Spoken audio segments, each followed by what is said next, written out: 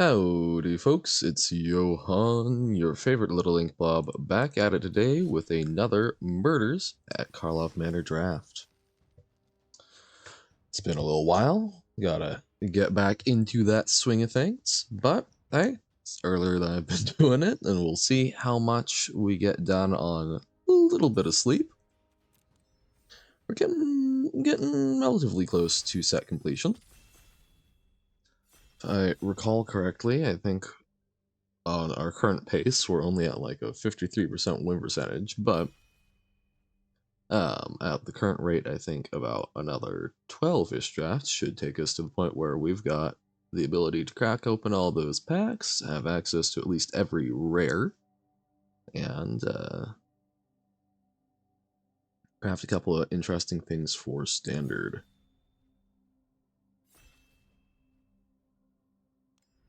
Okay. Kylox. Not what you really want to start out with. 7 mana is pretty expensive, this format, especially for something like this that's kind of a very specific build around. So things I can see taking here: Long Goodbye, I think, is some very good removal. Inside Source, I think, is a pretty good 3-drop that helps you go wide and offers a lot of flexibility, and I think both Boros and actually I think pretty much every archetype that involves white. And Market Watch Phantom is a fantastic 2-drop. I think I'm going to go with Inside Source. I think that this just fits into the most, and I am very comfortable with a lot of the stuff that it works well in. This we can follow up with Crowbot Haunch, I think is quite good. On the Job, I also think is decent. Hasta Vigilante goes well with it. Crowd Control Warden makes multiple bodies, but Case of the Locked Hothouse can give you a lot of value. And I think Selesnya is one that I have not actually done a whole lot, but I think can do some powerful stuff. Alrighty. That said, we do see a Detective Satchel, a Cold Case Cracker, both of which I think are very good. Due Diligence, I like in this sort of more aggressive plan.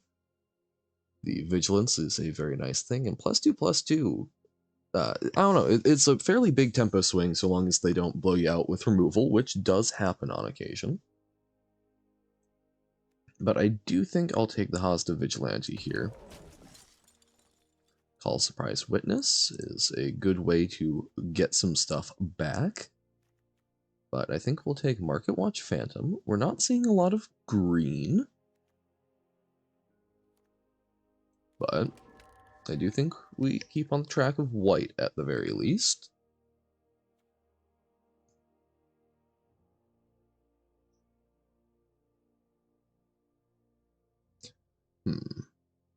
I try generally speaking to avoid the concept of colors that are stronger or weaker in a format. Interesting. Okay. This is actually a pretty good red rare.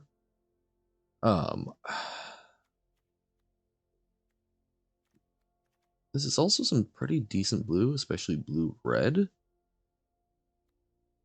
And we're kind of getting cut on other stuff. I think I'm going to speculate on the Gear Drake. Case of the Ransacked Lab, no. Griffknot Tracker, I like a lot. I think Vengeful Creeper is also very respectable. And I think you win more games with the Griffknot Tracker a lot of the time because that flying and the exile effect can be quite good. I try to avoid the concept of there being like better or worse colors overall, because the best deck that you draft is the one that gets past you, right?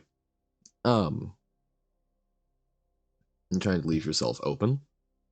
However, I do think there are, if you're kind of having to waffle between two or three decks that you're seeing going around, I do think that you can then sort of look at what seems to work the best for you when you've been doing stuff.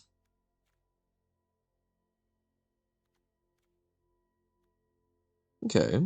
We have seen some decent blue. I'm going to grab Burden of Proof.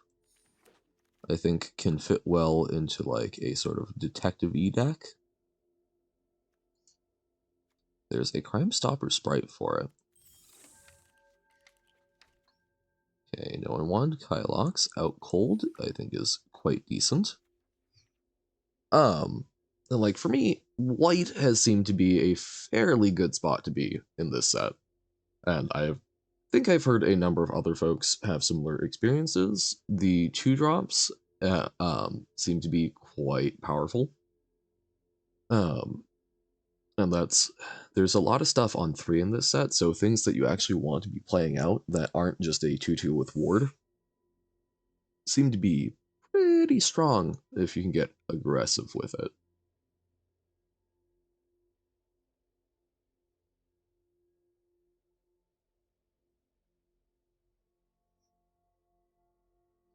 Alrighty. So it does look like we might be more of a blue-white detective-y deck. We weren't seeing a lot of green come around, but we did see some late blue.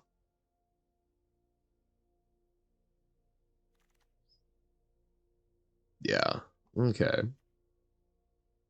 Let's take the Jaded Analyst here. I don't think it's a great 2-drop, but we can find some ways to turn it on. I think it can do some good work. I'm curious if Case is splashable. I think the answer is probably not, but, or at least not for like an aggressive plan like we're kind of looking at doing. Case of the Filch Falcon, I think can do good work, but we'll go with Due Diligence. I think Hotshot Investigators for some good top end. Ben the Criminologist's not what you love, but Teysa. Okay. Teysa could be splashable for a deck like this. Because it enables... Teysa enables drawing cards, which is fairly important, and can just kind of take over a game with flyers. I do think we take her here, because so a second Market Watch Phantom would not be bad by any stretch of the imagination. Reasonable Doubt, I think, is respectable, but I really love the power that she brings to the table. Alquist Proft. 3 mana 3/3 with Vigilance that might not actually be the worst. That's just kind of a respectable body. I don't think you're probably ever Sphinx's Revving, but it's probably not the worst thing in the world. Projector Inspector helps turn stuff on, not on my watch, has been fantastic, but let's take Alquist. Let's see what he can do for us. Surveillance Monitor. I don't think we've got a lot of collect evidence at the moment. But No More Lies is a very good counterspell, I think. So let's take it. We do want to see if we can pick up some fixing for black. Reasonable Doubt is a decent spell. Curious Inquiry can help with card draw, mayhaps. Do I want that over Reasonable Doubt? It would give us a number of auras. I think Reasonable Doubt is probably better. Not if we get another No More Lies, though. However, we will take the Cold Case Cracker. 4 mana 3/3 flyer. That's also a detective. Quite good. And I do think we happily take a second one here. Okay, we would love our little detective lord or something.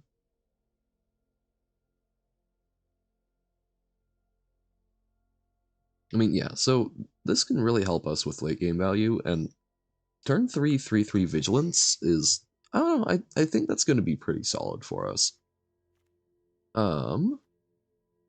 Killer Among Us, Crawl Whipcracker, some cool value stuff, but we'll take another analyst that we probably don't play. I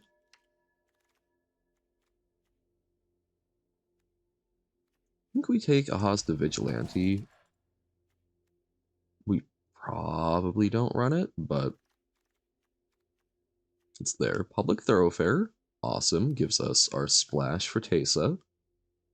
We'll probably want a little more than that to be able to run her reliably, but so far we're not like super mana intensive. We can take a dramatic accusation. We're not like super pip intensive. So we could probably get away with playing playing a swamp maybe as well. And I think a slow land and one off-color land is probably worth the power that she brings to the table.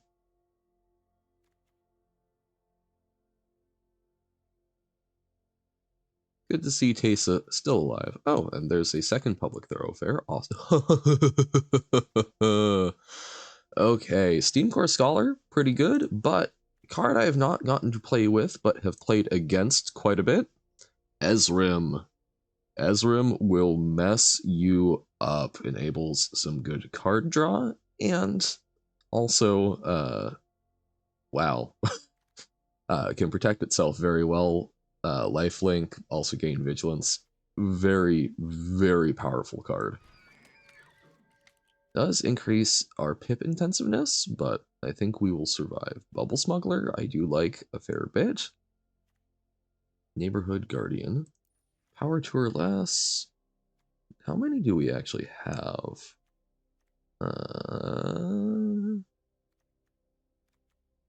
Like, probably not enough for it to be better than Bubble Smuggler, which feels weird. You'd like Niv Miss at the Guild Pack, and Possibility Storm can do some lovely goofy things, but not for us. Yeah, some more 2-drops I do think will be nice. Okay, Fuss and Bother. Or Intrude on the Mind, I think actually is a pretty good spell. Don't mind cutting a Hosta Vigilante. Just try and keep that slot not too cluttered. Exit Specialist, Detective, that has a lot of potential upside. We love Mana War. Even if it's a slow Mana War.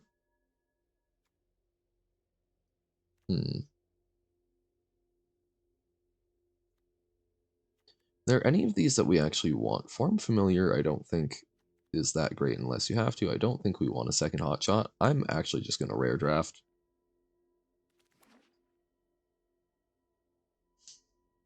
Like, we would like another 2-drop or 2, I think, but I don't think we'll be seeing them come around. Surveillance Monitor or another Griffknot Tracker. I like the 3/3 body a lot, especially that. Yeah, I think that's a fine take. Whoop. Wait, where did it go? Wait, where did it go?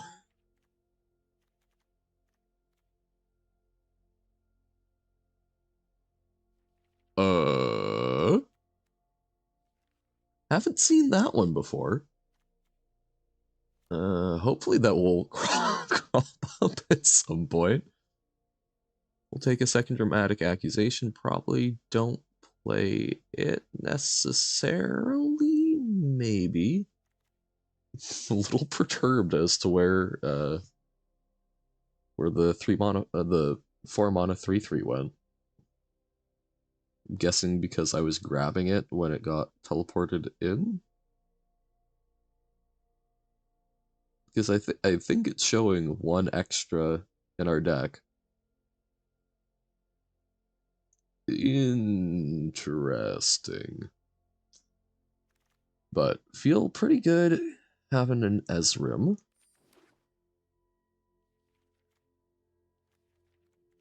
Ezrim is one that I look forward to quite a bit. Of course, we'll probably never end up playing him and go 0-3, right?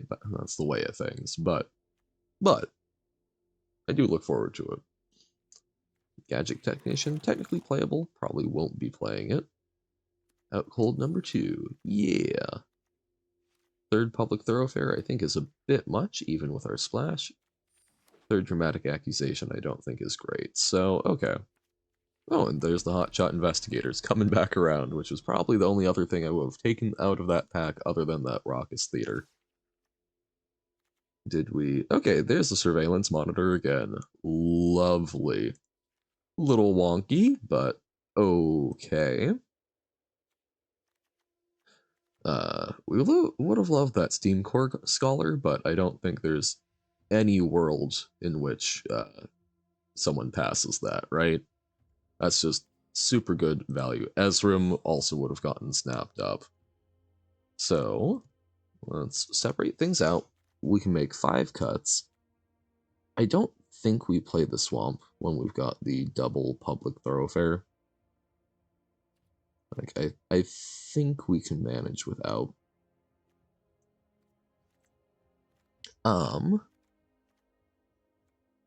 Okay.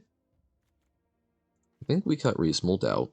I like No More Lies better. I think we cut 2 of our Dramatic Accusations. I think also cutting 1 Out Cold. I don't think we necessarily need that money. That brings us down to sort of 6 non-creature spells. Only 2 of which are auras, 1 of which we can use to shrink one of their things, so it's not a complete dead draw when we're behind.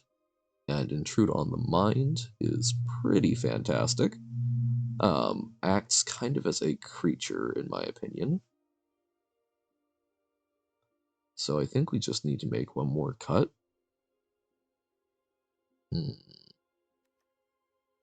We are kind of light on 2 drops, so I do like keeping the Jaded Analyst in, and I think we've got a number of ways to make it work. I do think Teysa significantly increases the power level of this deck. Like, Ezrim is very good, but I think she's worth the cost of inclusion. I may be wrong, but she can take over games.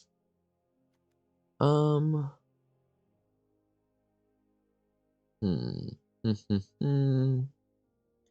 probably a 5-drop. I think if it's a 5-drop, it's probably the Benthic Criminologists, because we want to be cracking our clue.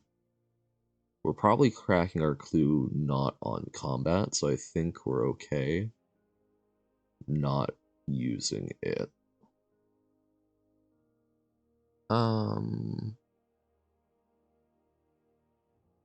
Yeah. Not 100% confident on those choices, but I think we've got some very good bones. We may need to tweak it between rounds if it turns out that I'm less correct than I thought. But I like this. I think this is going to be able to do some cool stuff. So, let's find out. Put the pedal to the metal. Love to do some gross things with Ezrim. We've got a fair bit of Investigate coupled with it. Tubic, as opposed to cubic. Tube-shaped. So no 2-drop, but we do get Public Thoroughfare on turn 2, and that enables Alquist Proft, which I think is a pretty good turn 3. I'm happy to go with this. I would love some more land and things to do, which is not where you want to be, right? You want one or the other to be your primary thing, but we'll see how this goes. Okay, exile something. That's going to be our Hotshot Investigators.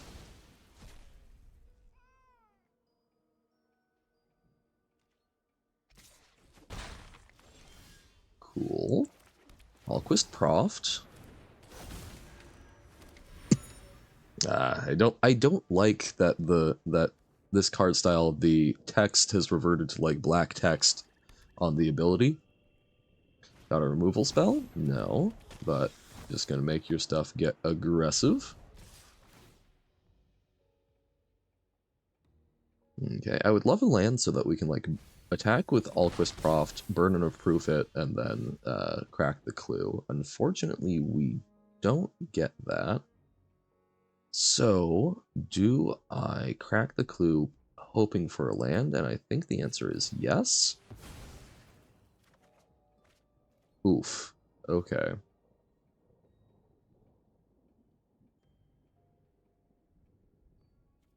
I think we are willing to trade here. Shuts down their surveilling and whatnot. And if it isn't, it's a free attack. But I think we do that. I think we make that attack. Okay, free 3 damage. If they attack, I think we do trade. Nope, okay, just kill him. Alright. Not hitting the land there, I think, really sucked, because also we could have saved him from the soul enervation, which would have been a huge swing. Whereas now, I think we're just kind of dead.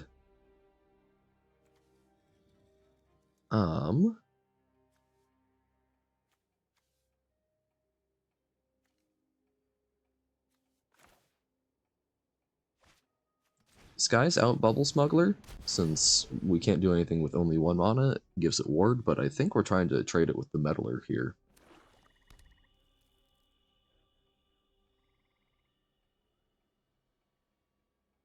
Yeah, this feels about correct. Draft the Ezrim deck and die with it in hand.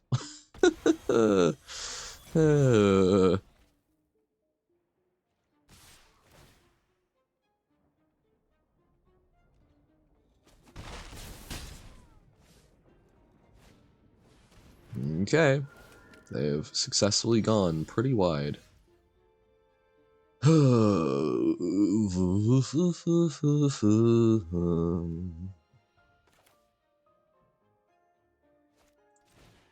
Try the same plan with the exit specialist, which we would love to be able to turn up, but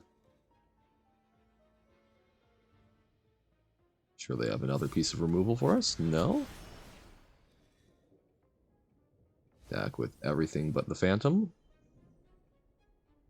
Take us down to 3.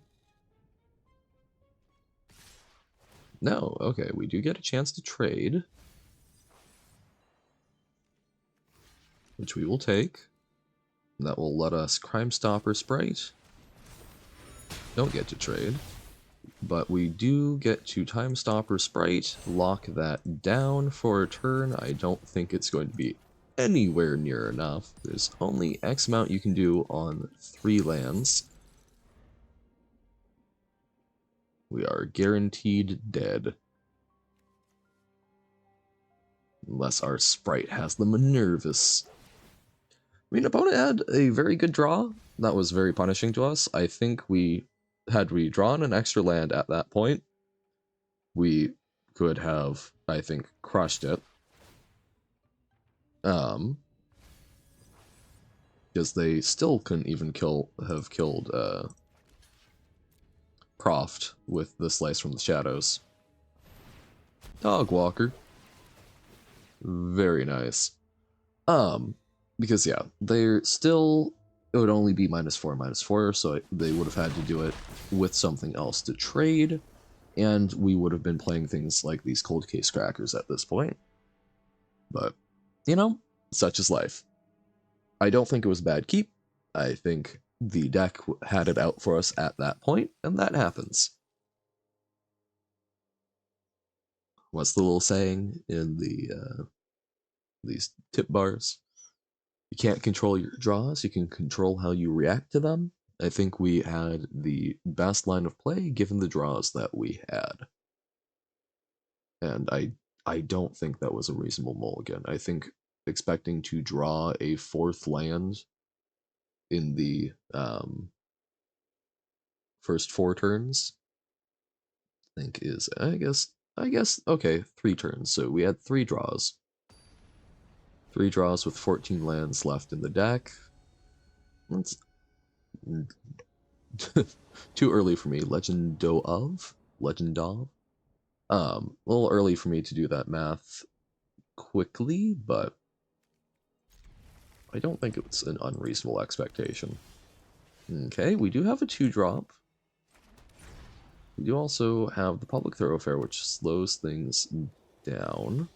We have double public thoroughfare. I think this is a no more lies. So I'm going to run out the public thoroughfare.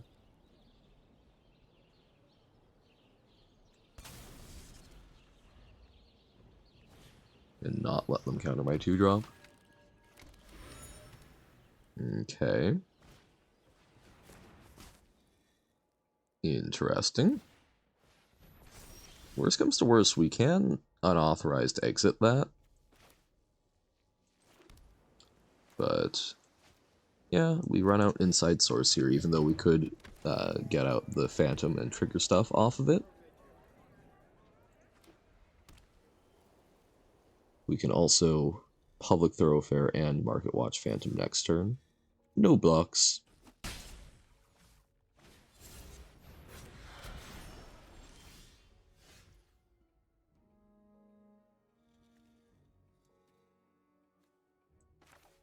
Okay, I think public thoroughfare comes out. Tapping that down. We attack with the 2/2. No blocks, understandable. And now we run out the Phantom.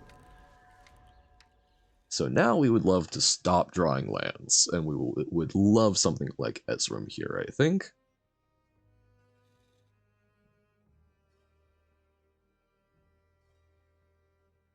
I also think if they attack with the disguised creature, we might block.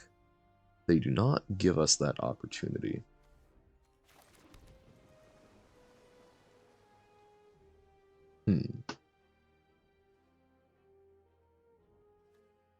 I do kind of like getting aggressive here, because this would make the Phantom fly, and lets us leave up unauthorized exit.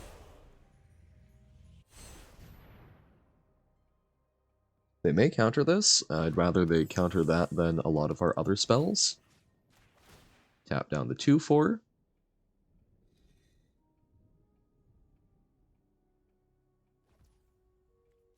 Then I think we attack with both of our 2/2s. Okay.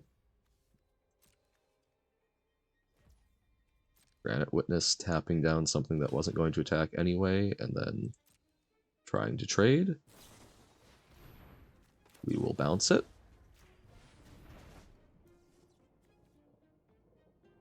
Yeah, I like the Cold Case Cracker still. Alright. Disguising something out, I assume. Probably the Gargoyle again. Might be something different.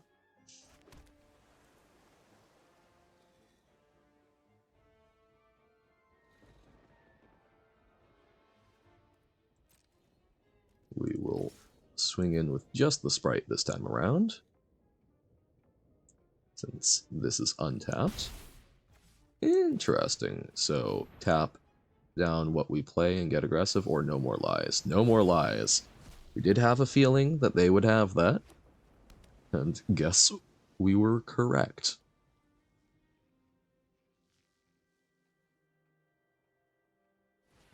The fact that it exiles is sad, but that's part of why I think it's a very good counterspell.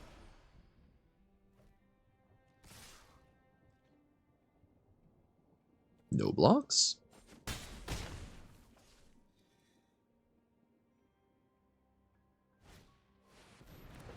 Ooh, okay. That does get mighty scary for us. So here we can give one of our things vigilance. So I think Crime Stopper Sprite, which will hopefully help incentivize them to trade, because otherwise it still gets to block. Okay, it would be trading off anyway. And I think we wait on the Surveillance Monitor, so that we can trigger the Phantom. I think Cold Case Cracker will happily trade with a Granite Witness, so that we can investigate. And not keep taking 3 in the air. Okay, does not trade, but they are digging hard. Intrude on the mind. Interesting. I think we do surveillance monitor here. Exiling cold case cracker. That will trigger a market watch phantom. An inside source is going to suit up the detective, which will probably get traded with their novice inspector, and then they'll equip the hat to the granite witness. No, okay. Due diligence. Okay, big attacks.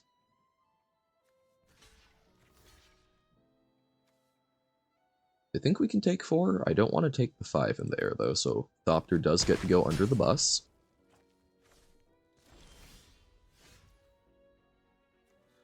Tesa is very nice.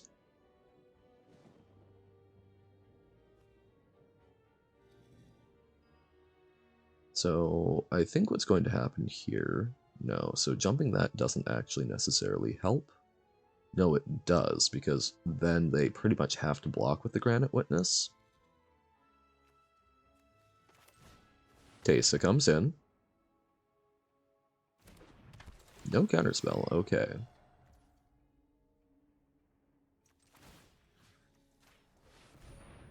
And then kill the Market Watch Phantom? No. Yes, maybe so. Looks like they've got something. Tapping them down. Okay. That does put us in a much more awkward position. But we will, if we survive this turn, be able to start making 1/1s for chumps.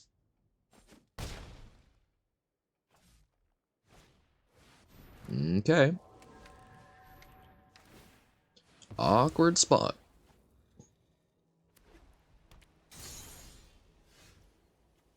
So Burden of Proof can shrink something. It can make it a 1/1. This would still be a 3/3.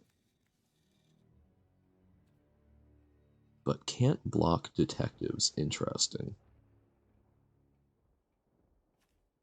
So I think what we're doing is we attack. This is not... Oh, it is a detective. No, because we want to be able to use it on blocks. We attack with the 2/2. Because we can Burden of Proof. Okay. Oh shoot, actually that killed us. Oh damn, because we can make 1 blocker. Oh no, no, no, no, no. I don't know why I thought we had 9 mana. Well, okay. We activate this. We get a 1/1 blocker. And we get Dramatic Accusation to tap it down. Okay. Whew.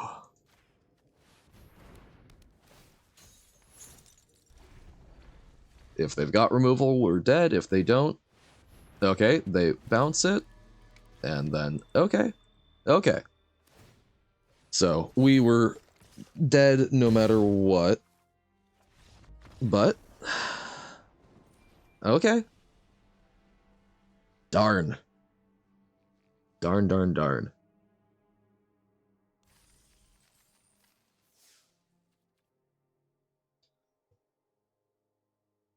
Because yeah, we needed 2 flying blockers. I forgot we were at 4 and they can just move the cap because they've been so reluctant to move it. I think this deck is good. I think we just have not been... Oh my god. I don't think this is keepable.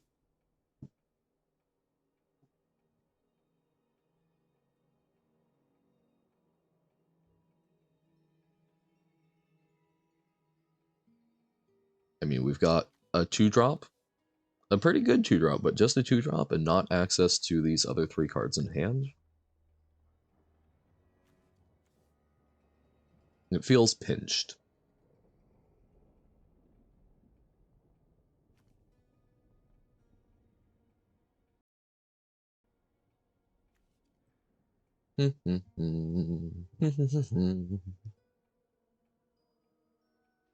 Opponent thinking hard about their mulligan.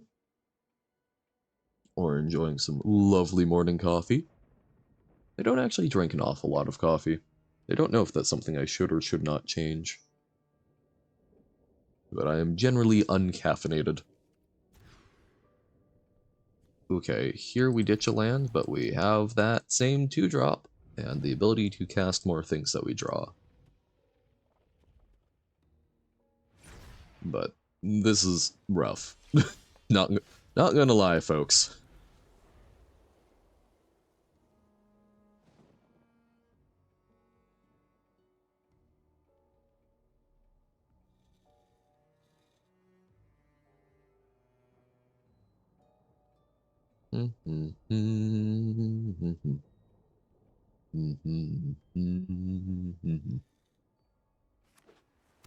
Simic. Reasonable doubt? No. Turn 3 doppelgang for a 0. Well, we get to disguise something out ourselves and fly over and follow that up with a cold case cracker. So, not too shabby, I think. And then we've got opportunity to turn this face up. Could always bounce our own stuff once we have 6 mana for that investigate value. Don't think we have the amazing ETB triggers to justify that, but it's an option.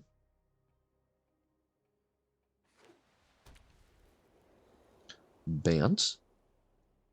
I mean, hey, we did some cool, gross stuff with the Pride of Hulklade. I think there are things they can flip this up into that hurt us there. Tristani. Okay. Goodness. We don't really have good ways to remove her. We can bounce her.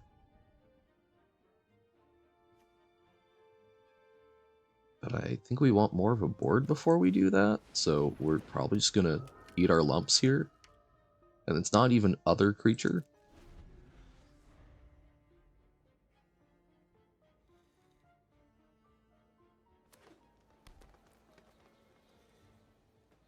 Like, if we can bounce her and draw no more lies, we might have a chance. But, damn.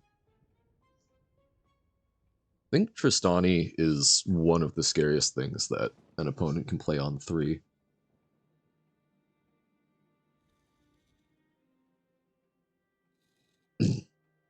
She just makes combat ruinous.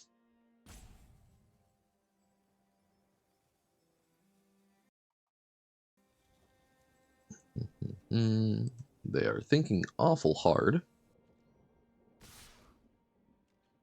We aren't blocking, which could leave us dead, because they could deal... No, it wouldn't be quite dead, but if they've got, like, the +3/+3 and trample.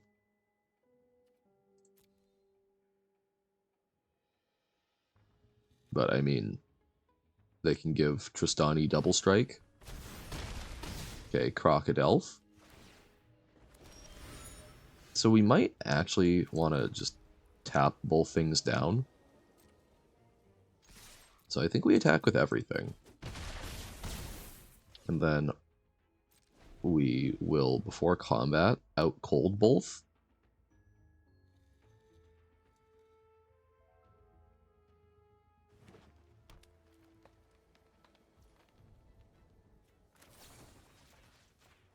And if they've got a counterspell, we're dead.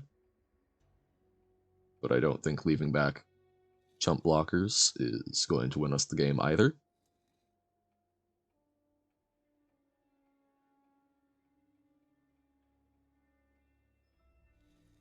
So hopefully this just happens, and then they play out some big dork that we get to hotshot investigators away. And then they replay it the next turn, which we bounce with the exit specialist. That's our game plan.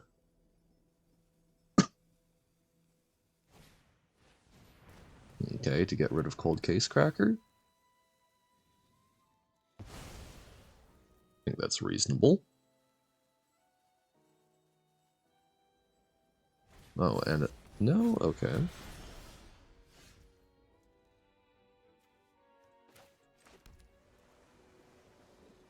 We can't bounce that with the hotshot investigators, so what I think we actually are going to do is draw a card, a land,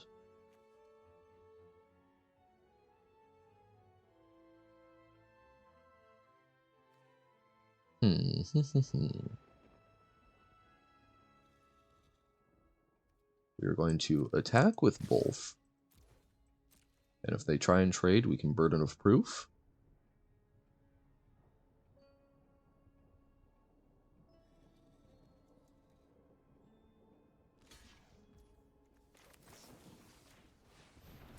Awesome. So that actually gets to kill it and sets us up for more damage next turn, and we can play something to, or we can bounce something if they play it. Makeshift Binding, the Phantom. Okay. That sucks. I don't think we can afford to rescue our own creature here.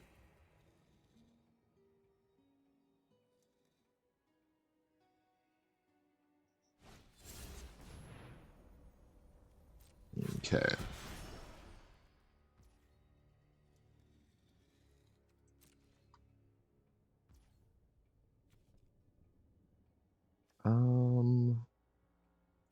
I think we need to bounce the Crocodile this turn, and then we can bounce Tristani. At least they're having to replay their board. Ezrim! Old buddy, old pal, Tristani still just murders you, right? Yeah.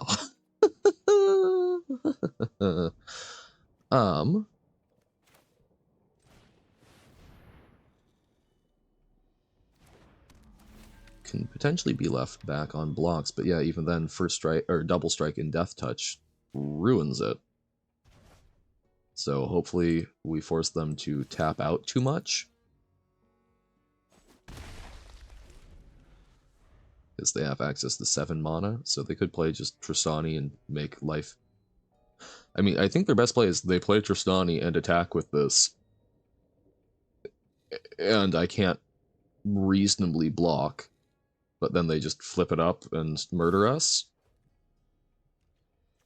Well, we've got to do it. It's going to be a Hellion. Greenbelt Radical, okay. I think there were too many things that essentially just kill us.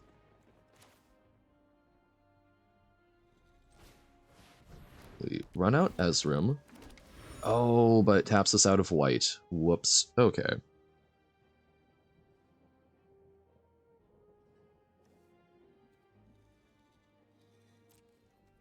No attacks. We will leave up the opportunity to chump with the exit specialist. Damn, no more lies, but even if they play Tristani first, they can just pay for it. But Ezrim gives us a chance to lifelink back into this, potentially.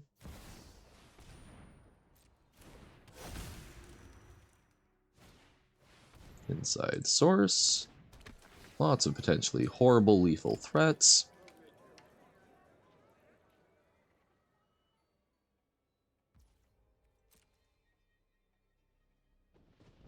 They could give it vigilance.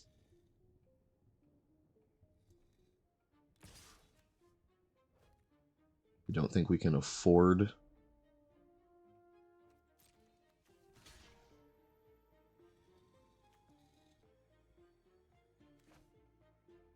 No, yeah, we can't afford... So they can't give it double strike this turn.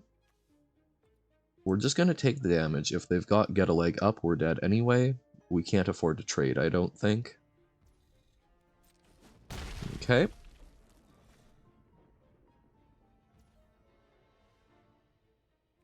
We're not going to draw a card here. Alright. This lets us make a 1/1 to block.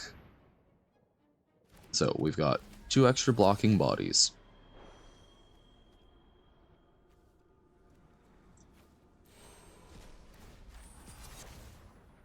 Those 2 extra blocking bodies are fantastic. We get to attack in. We could give it vigilance. I don't think we block with Ezrim in hardly any situation. So we're just going to give it lifelink.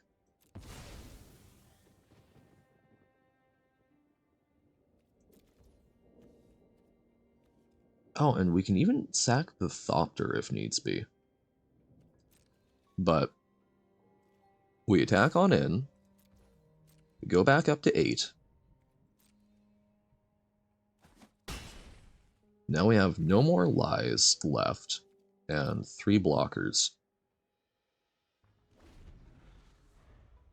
I'm not saying it's looking great, but we're also not just dead. They're having to dig. They have 5 mana left at this point.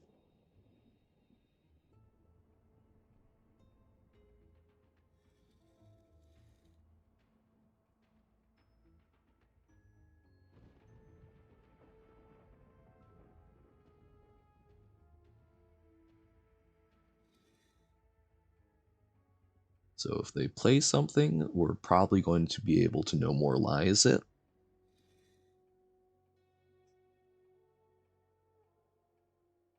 And if we are, that feels good, because then Tristani is a bit more stuck.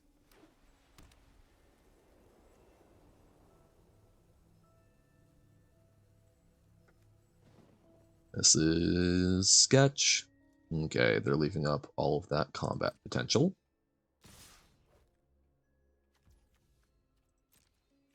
We block everything we can.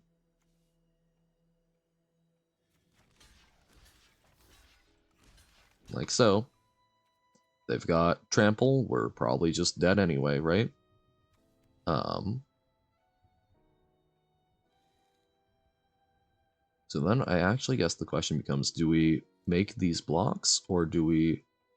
So if they've got +3/+3 in trample, let's say, then we probably want to block here, here, and here.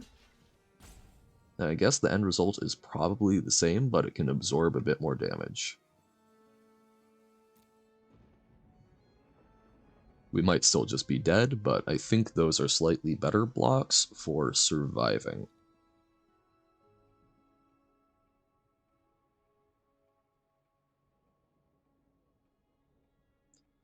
Oh goodness.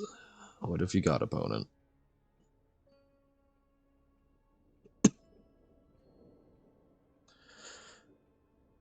We're at 0-2 with what seems like a good deck. Don't do this to us, please.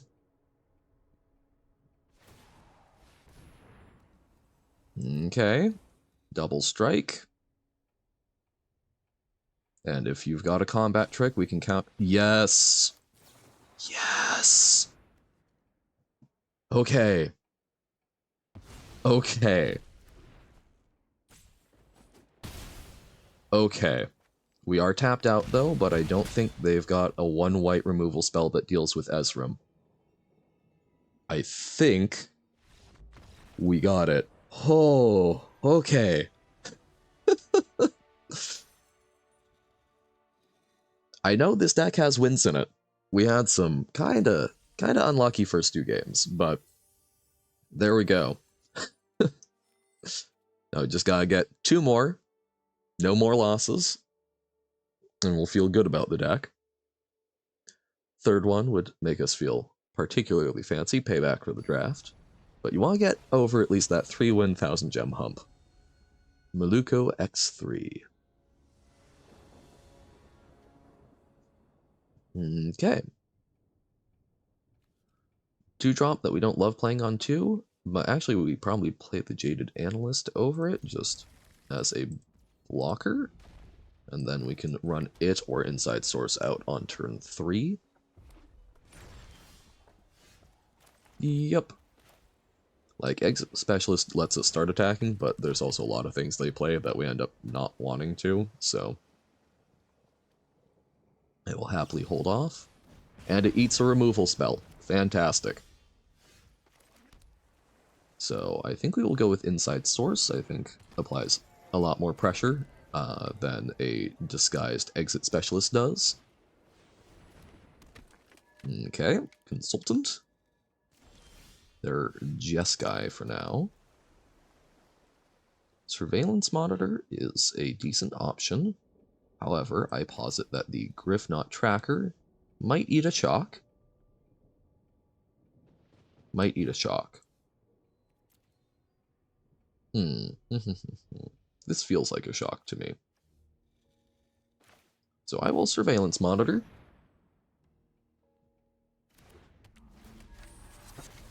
Still gets through a fair bit of damage on this board, potentially. And I think is a bit less vulnerable to simply getting roasted. 10th District Hero. Okay. That's going to be a good one for Exit Specialist, potentially. They can't do anything to it at the moment, so I'm going to attack in with the Surveillance Monitor. Because if they do double block, even though that does kill it, yeah, we get to kill their 10th District Hero, which I figure is not something they're looking to do today.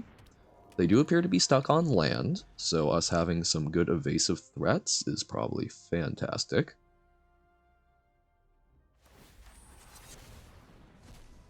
Okay.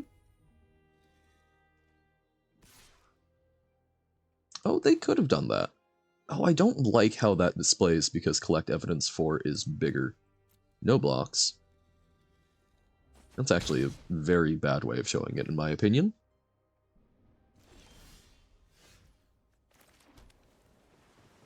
So here, I think we run out Exit Specialist.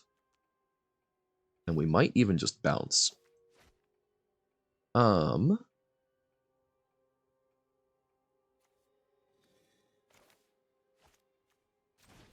Yeah, I think we probably bounce this turn. Because they're stuck on land, so that's gonna take. Howdy, Cholera, how's it going? Realizing I forgot to open up the chat. Always something with my stream. Oh, and we got him. 2 and 2.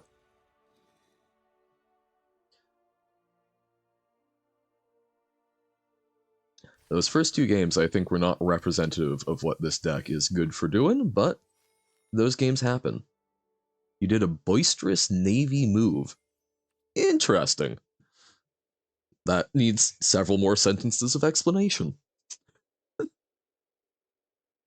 But it's a lovely term.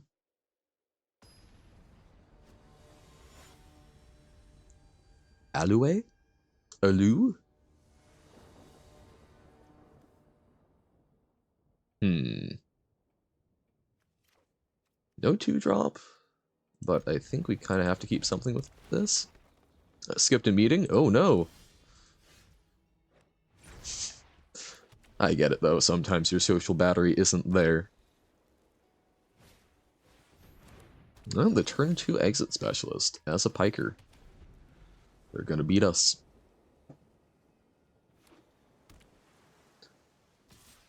Well, yep. And sometimes you gotta do it. It's hopefully they understand, and it's not a big deal. Totally happens. Cryptic Coat. Well... think this might be a good old 2 and 3 here, folks. I mean, if we can land an Ezrim, we've got a chance, but... yeesh.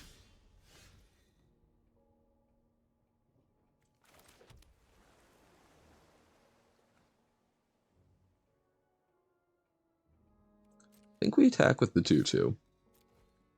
Relatively speaking. I mean, I actually got up fairly early, so not the best. Missed Waste by. No! We'll run out the Cold Case Cracker. A little like a Cryptic Coat, right? Right? But we're recovering. Sleep schedule got very off between the combination of sands last week and then the spring forward, but we're trying to make it work. Okay, now, Big Brain, what if they play Ezrim right here? Nope, just their own Cold Case Cracker. Okay. Come on, White Source. No. But we could make our Cold Case Cracker bigger than theirs.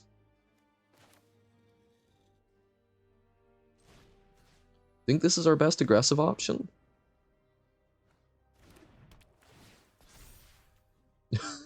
Yep.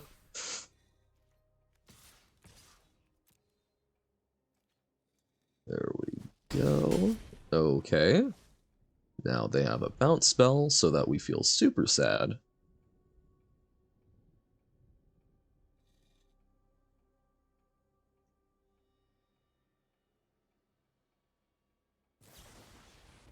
Okay, kill spell.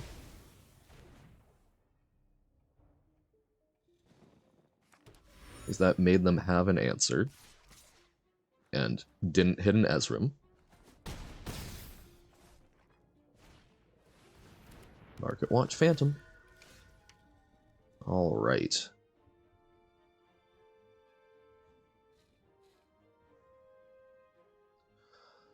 Whew, goodness.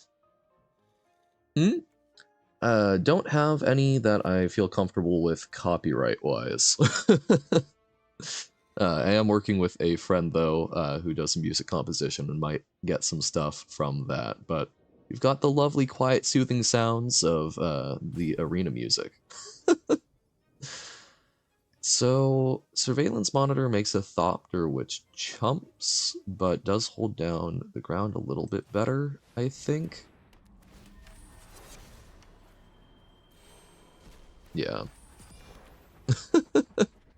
Appreciate it, but no, that's what I've got. A friend is finally messing around with some composition for themselves, and if they put together some stuff that sounds interesting, I'll be talking to them about doing like a non-exclusive license, because I also want my friends to get used to getting paid for their work. It's important.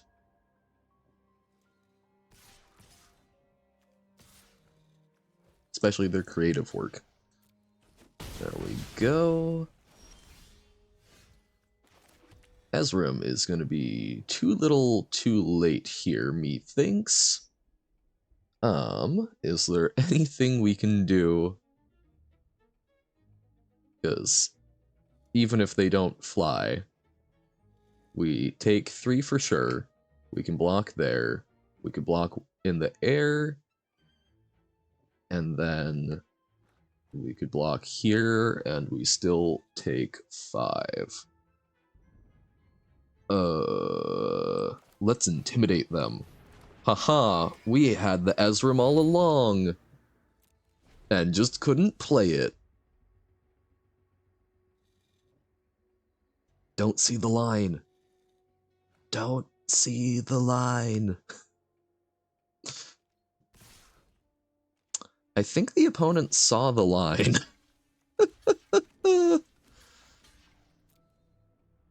Oh well. Sucks to die right before hitting the 1,000 gems back. 1,000 gems back hurts a lot less than 250 gems back. But that's how the magic cookie crumbles sometimes. I mean, like, I don't know. Maybe we probably could add some more 2-drops. I think Teysa is fantastic and worth the splash. We could have cast her most games. Ezrim was good, just we were kind of not getting the mana we needed for him. Such is life.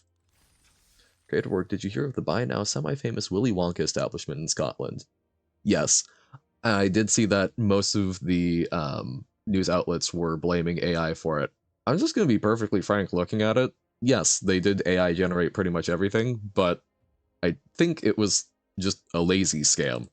Um, I think it was people over-promising and under-delivering, and they just happened the new best tool for that rather than hiring some hack writer or piecing it all together themselves. It was, hey, ChatGPT and Dolly, can you make it look good for me? Yes? Awesome. That's the AI was just making the promotional materials. Don't think it cooked up the ideas or anything. But yes, seems very goofy. Well, we've got a little more time here. That's what I'm thinking I'm gonna do, because I do like to do midweek magic for at least the 3 wins, and hopefully that will make up our daily wins. Artisan Brawl. So it's going to be essentially Pauper. Interesting, but I guess also uncommons. And it's 60 card? No, 100 card, so, but just not historic.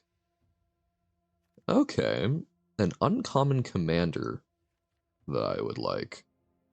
I do enjoy me a Baird, because I love that sort of taxing effect, but probably not fantastic because a lot of the hate bears I can think of are, in fact, rare.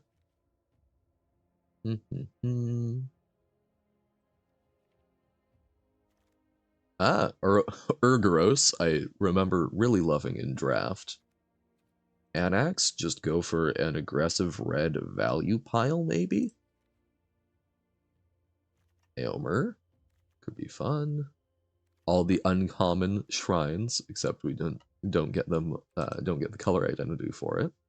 Renata for a good green value pile, perhaps.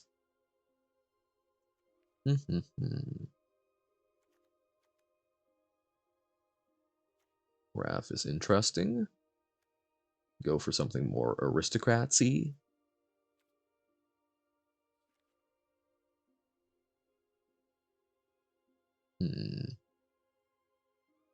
Tori D'Avenant, Fury Rider. Interesting. I will look her up in just a moment. Ooh, Narfi. Narfi could be funny. Just don't get quite as much if you don't want to let him go to the bin. Good old Angrath. Slimefoot, I don't think we've got the support for, but I've actually wanted to build a Slimefoot deck at some point. Boros Pressure Knight. Okay, interesting. Does not look like I have her, but... Oh, Trelasara. Trelasara life gain is probably just powerful. I think alchemy cards might also be allowed. I don't know. I'm not seeing... I suspect that I've picked up some alchemy uncommon legends, but don't know. But here, I'm just curious. So, Tori D'Avenant. Fury Rider. Vigilance and Trample. Whenever she attacks, all other attacking creatures you control get +1/+1 until end of turn. Other red attacking creatures gain Trample, up, and then untap each white. Interesting. That does seem like a fairly fun sort of anthem on attack. Okay, so yes, they do allow alchemy cards. If you've got all of those specialized ones. Interesting.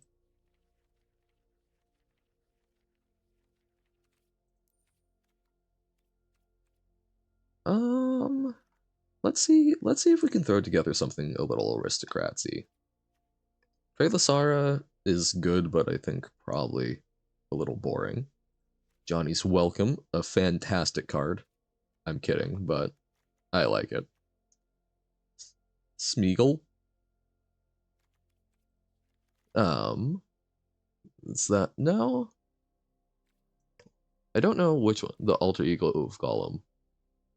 Isn't Smeagol the green-black 4/2 that's a rare?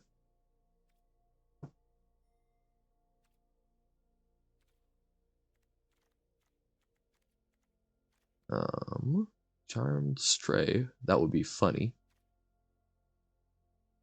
I'm pretty sure it is. Here, hold on one moment. Yes, I know it's an invalid deck. Because I've built around it a number of times. Yeah, it's a rare. Because I remember it was pretty fun in the few drafts I got it. If it believe me, if it was an uncommon, I would be through the roof. Oh, it doesn't even save it. What if my deck was that invalid?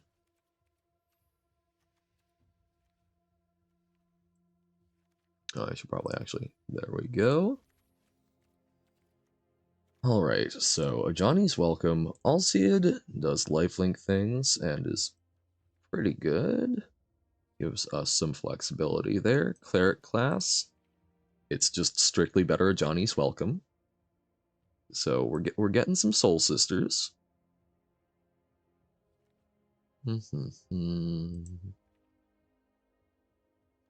Healer's Hawk, probably not good enough. Leonin Vanguard, I like a lot. Lunarch Veteran, another Soul Sister that has some extra value and can come back.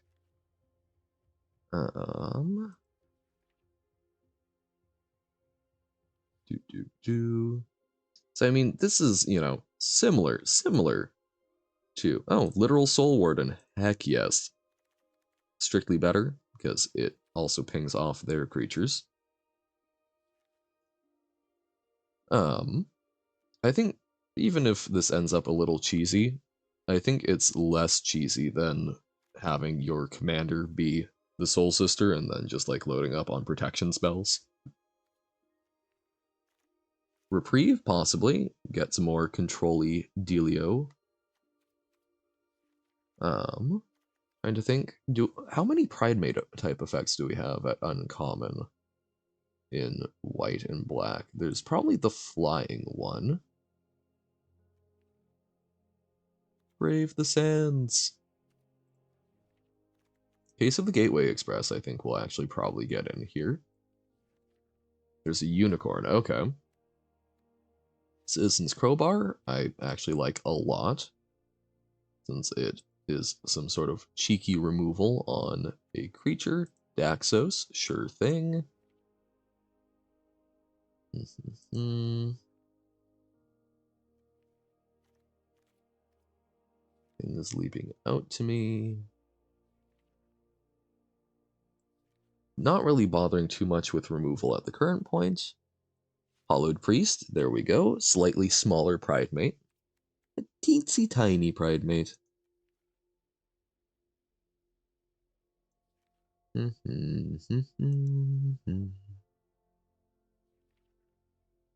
Mesa Lynx. Don't think Michiko's. Some flying granting spells? Possibly. Has some combat tricks. Ossification is good enough to stand out to me and just get in here.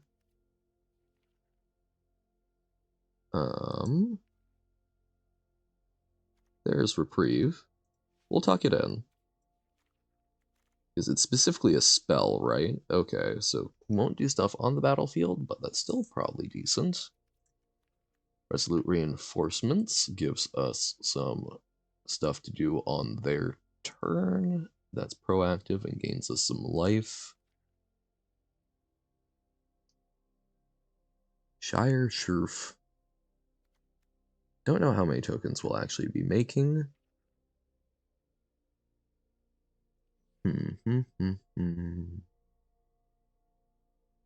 Guess the thing is, with the flying granting spells, I typically find myself, if I've got stuff big enough like that, I often am kind of okay with the slog on the ground. I don't know, maybe that's wrong, but Triumph of Gerard, I remember being pretty good, but it's probably not great for this kind of deck. Unruly Mob, if we're making a bunch of little dudes. Ah, no abiding grace. No. We could do such horrible, horrible things with it. Angel of Vitality is just nice and goofy. Vanishing Light, I think, is also just very, very good removal. Borrowed Time might also make it in. Celestial Unicorn, there's the one you were talking about. A slightly bigger Pride Mate.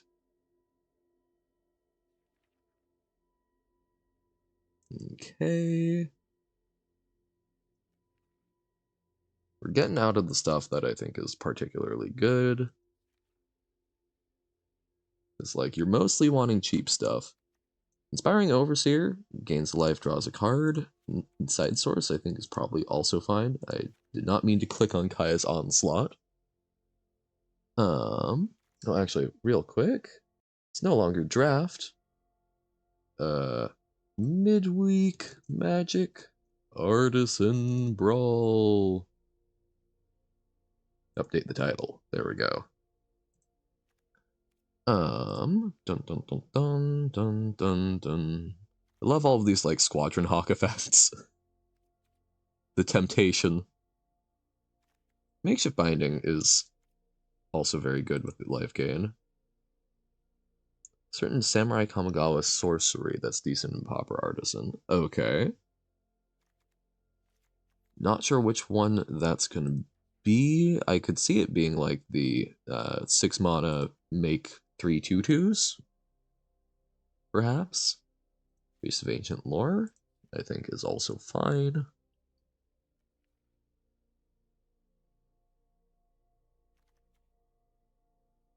Okay. I don't think I'm making a particularly good deck, but this is kind of how I like build naturally, is go through and what strikes my fancy, and then try and revise it a bit, maybe. Aowen. That means, okay, interesting. Don't think we're doing a lot of equipment stuff, but there is a fair bit of equipment thingies I like. Those are my pet cards, things that tax them.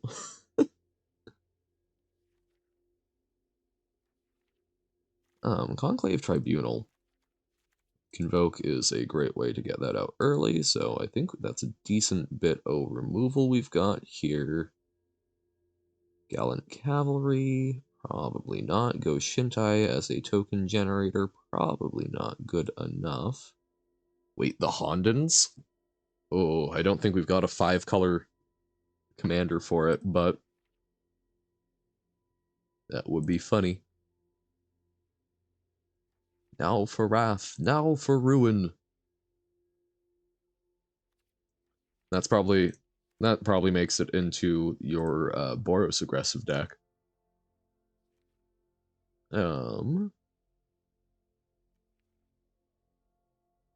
Silver Flame Ritual, Starcrown Stag, I have good memories of. Seance? Wow. What is that from that it's at uncommon? Wonky. I remember Seance being a rare back in my day.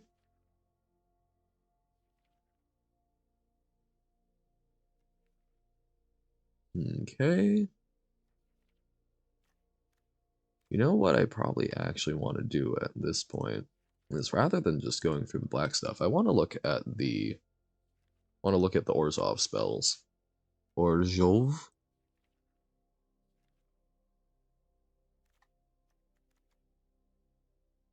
Sure, we can put in one of those for a little fixing.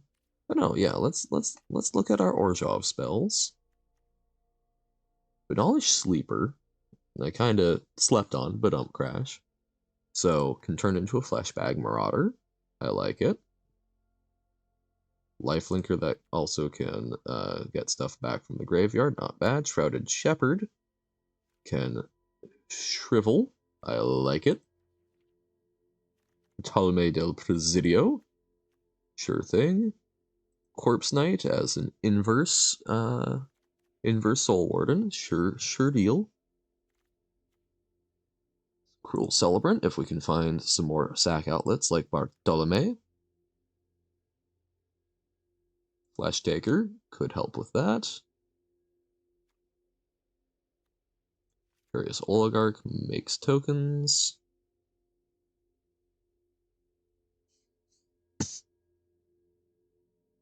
Holy Frazzle Cannon, what a name. Could potentially actually get in, don't know. Rite of Oblivion, I think we've got enough tokens to make work. Love more sack outlets that don't cost mana, but I think that's what everyone has been saying.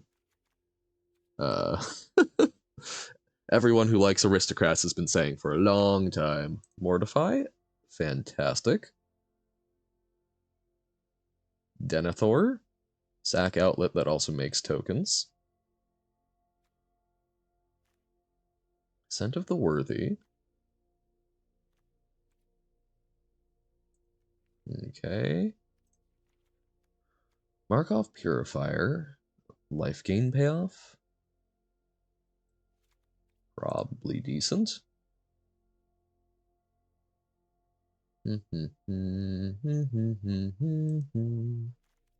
Orzhov Locket as a mono rock, sure thing.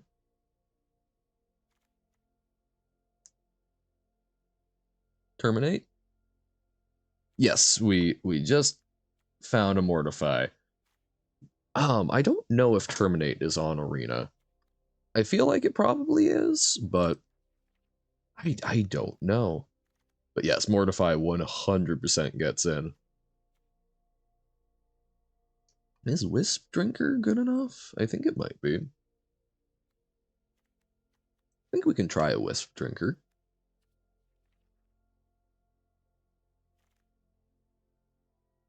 And sure, Regal Bloodlord.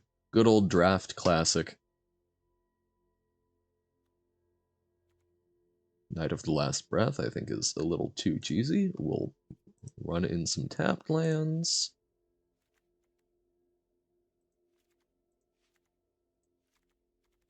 So 16 more cards. Let's check black. Let's see what good things we've got there. Maybe some more Blood Artist effects. Probably a literal actual Blood Artist.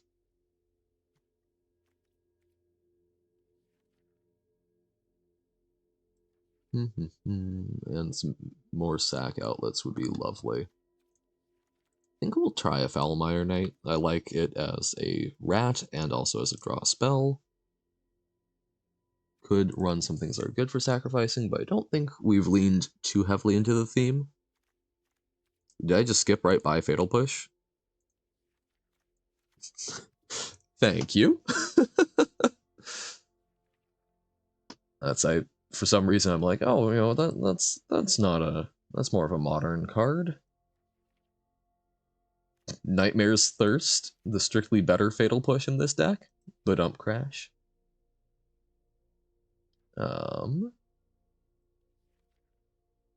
13 more cards. I don't think we run the Vampire Neonate, as tempting as it would be. Warlock class.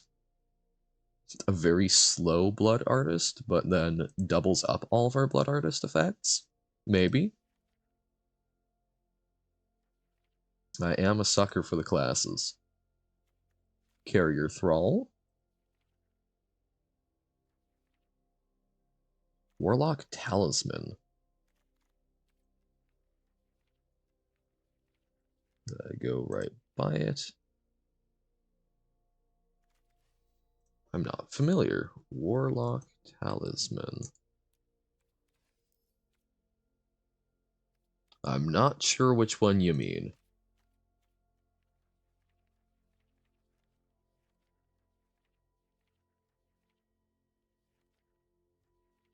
Oh, Reaper's Talisman? Whenever a quick creature attacks, it gains Death Touch. Whenever it does it alone, player loses 2 life and you gain 2 life. I think we've got enough tokens that we'll be doing some kind of big swing plans. So I don't think that one for us. It's an interesting thought though, if that is indeed the one you meant. We could take some hand attack. I don't think so. I kind of like our removal already. I think mostly just pieces. Okay. Yeah, like I think that's an interesting one. I think I'm going for more sort of go wide than purely going tall, because I think we only have three. I think we only have three of our Pride Mate effects. So I'm not sure. I think this deck is just kind of bad the way I've put it together, but it's a kind of thing I enjoy. I think Bat gets in as good hand attack that also does lifelink triggers for us. Feed the Swarm, maybe, as sort of a second Mortify. Foolish Procession. Might help us sort of recycle things a bit. Extract the Truth, maybe. That's, yeah. I'll tuck it in. Guess it does also hit enchantments. But I'm not super big on hand attack for this. I'm sort of more, like, on a Kitesail Freebooter, I take it, right? On a Bat, I take it. Even though Kitesail Freebooter doesn't have the lifelink, I think those kinds of effects are still just good enough. Long Goodbye will also take. I like the anti-counterspell tech.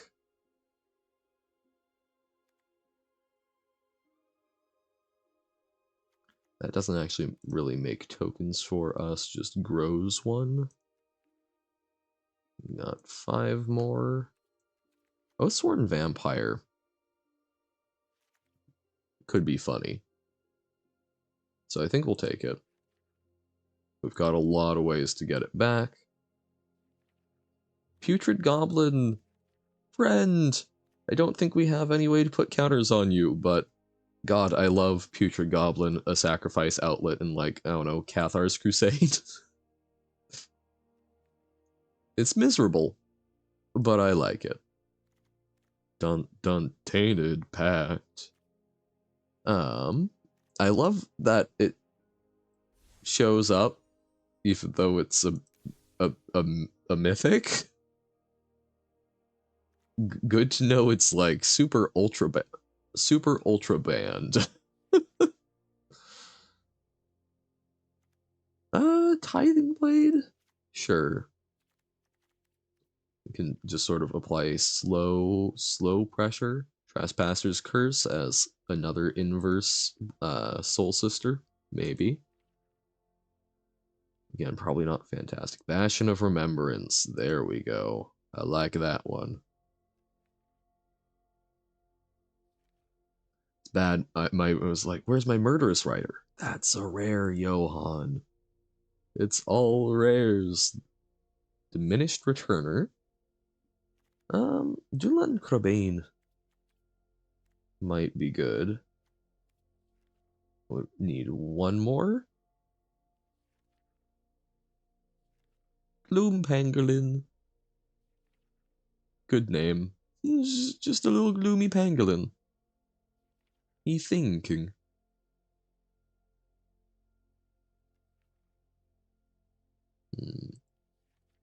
I could have sworn there was a vampire that also got counters when you gained life. I'm not spotting it here quickly. I'll do a quick search. But I think that probably wants to be our last card. Savage Gorger? That's, oh, if they lost life. That's not the same at all. Silver Smoke Ghoul, I think we do actually bring in. We can see about cutting something for that. Underworld Dreams could be funny. In my head, I think the vampire I'm thinking of was a 4-drop or a 3-drop. I don't. Well, why did I say 4? think it was either a 5 or a 3 drop. But okay, I'm not seeing it. So yeah, let's do a quick counter life.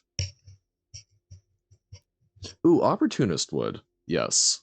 Skullport Merchant is not popping to mind, but I will take a look. Ah, there we go. Scion of the Swarm.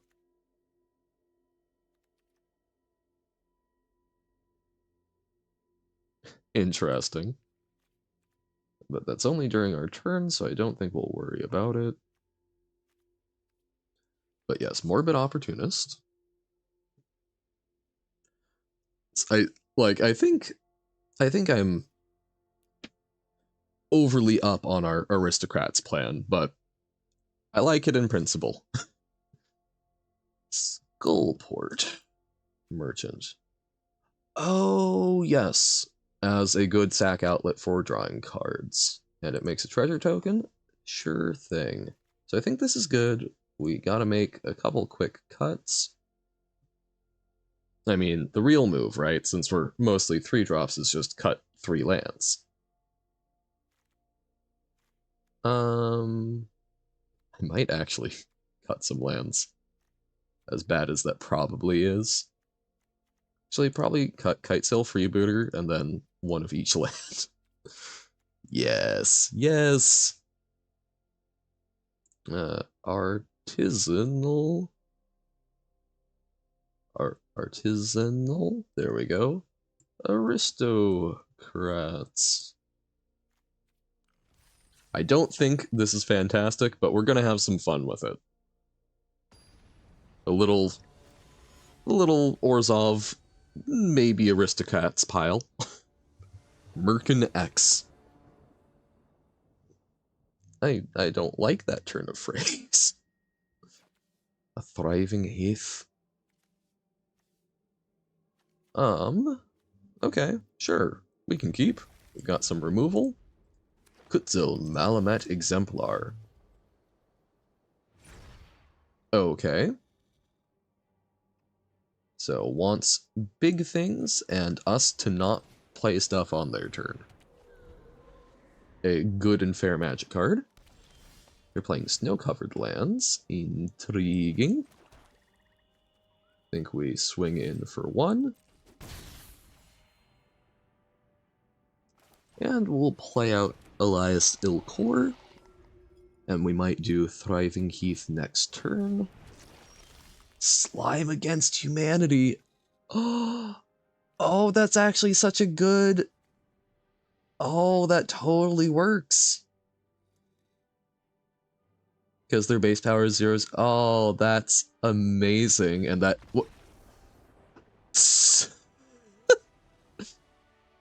What a joy that opponent was, giving us the snoozing Hedron and then immediately conceding because we were taking a moment to enjoy their build. Alright. Mycosynth Gardens. Interesting, okay.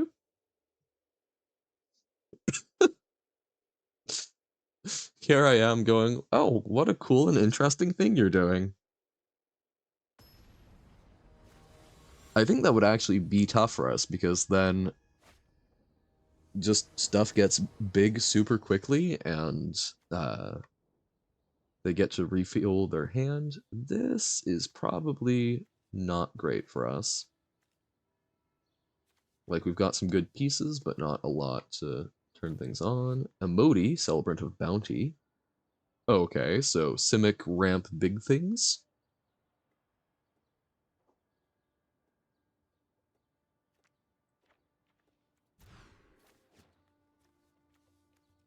Okay, sure. Let's probably lead with the Scoured Barrens. Make sure we have our black.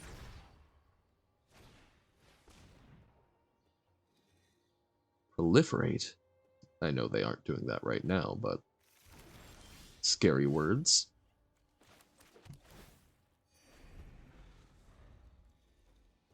And then probably Elias Ilkor, and then Ministrant of Obligation. Go from there.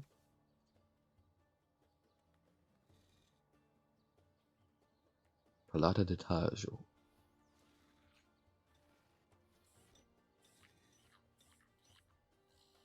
Lovely little Skrelvmite doing a dance. Gretchen Titchwillow. Okay. Good for shutting down some early stuff, and for some later advantage.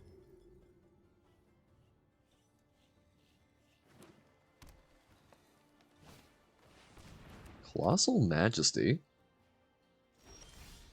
Not terrible. We attack in with Eliasil Core, because if they block, we've got Death Touch. So next turn they can use this to start ramping, which I'm not loving.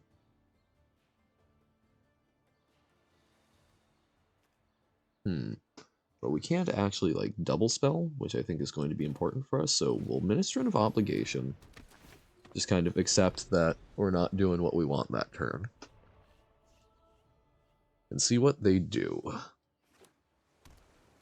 Because we can Conclave Tribunal something big. And I guess if they're spending their entire turn ramping, we're kind of okay with that.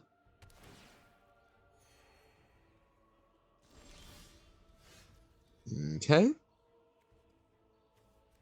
Yeah, the one black source kind of hurts.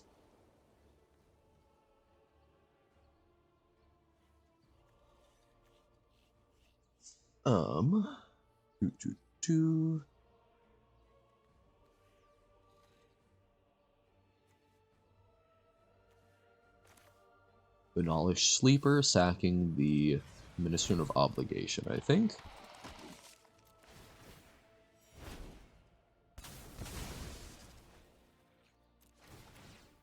April Fool's event, where your pet card back in Avatar would influence your deck and board state. So, have them all have like an associated emblem. That could actually be kind of fun. I guess Conclave Tribunal could hit Colossal Majesty, but I think I'd rather hit whatever they play. And now we've got Rites of Oblivion. Cascading.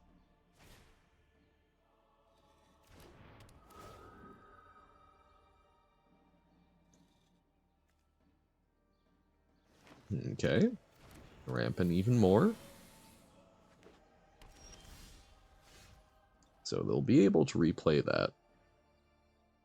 So we might not actually want to give them the opportunity to trade, but then I guess it makes other things also cascade. We would love more black.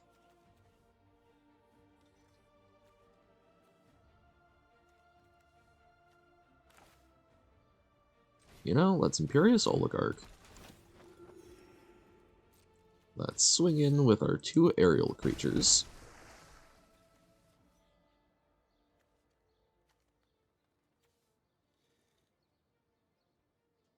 Let's end the turn.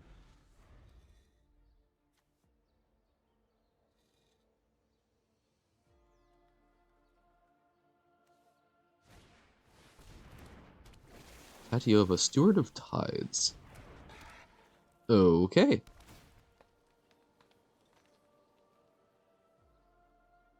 So they can just start turning their lands into creatures now. Those creatures have flying. Unfortunately, our removal doesn't hit those except for Fatal Push.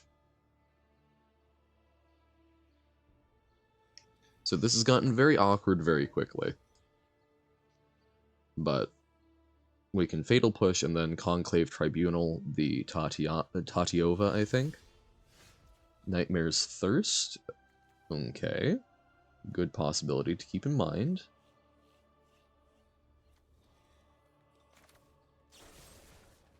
Okay, destroy the land.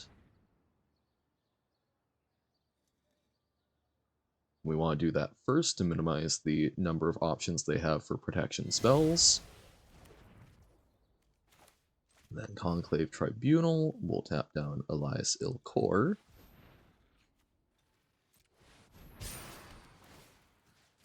Take out Tatiova, since those lands are an actual problem for us.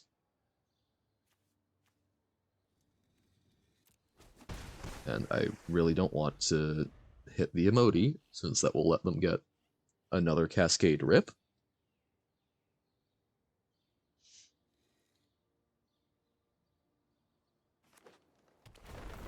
But yeah, actually, Cholera, the bit about like, oh, having stuff influence the board state, that could actually be, ooh, that's a bad one. I think that could be a fun way for them to do like the Vanguard format, you know? So rather than just associate the Vanguard abilities, let you sort of mix and match. Okay. Just cascading on down. Yeesh.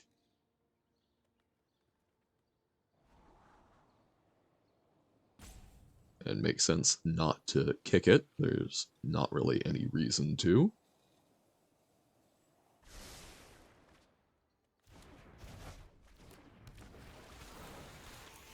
So they get that back, but I also get the removal spell back. This is... It's got hexproof as long as it's untapped. Okay. So we can Soul Warden, Conclave Tribunal, Rites of Oblivion, perhaps. But we won't be able to hit the Skyscraper this turn, which does suck. But we are gaining a fair bit of life. So we want to Conclave Tribunal with probably like so. And then Rites of Oblivion using our Imperious Oligarch. I think that's the plan.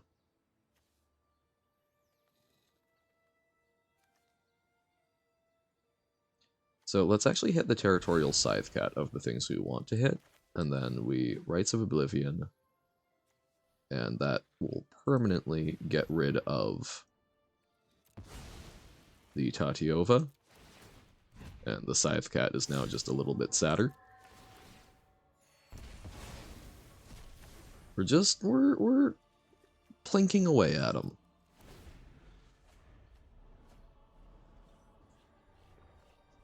And now they know that we have a removal spell.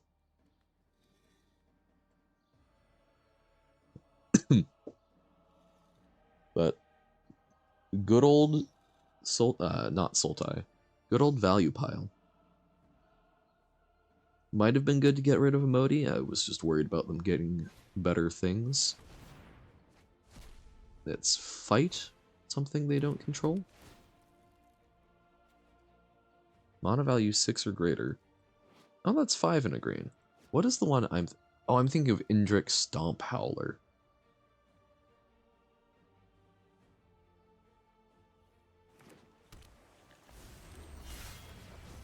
Okay. What you gonna fight?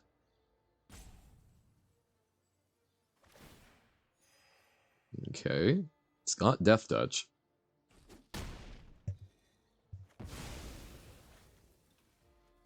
We will take that action.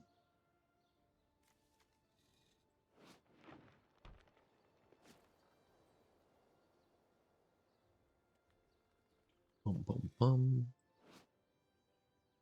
This needs to gain any life. Interesting.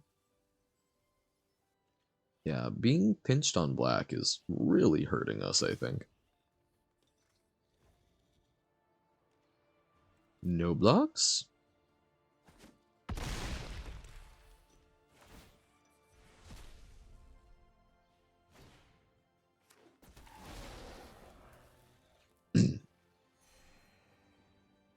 Bum bum bum bum bum bum bum bum bum bum. Notably not a black source.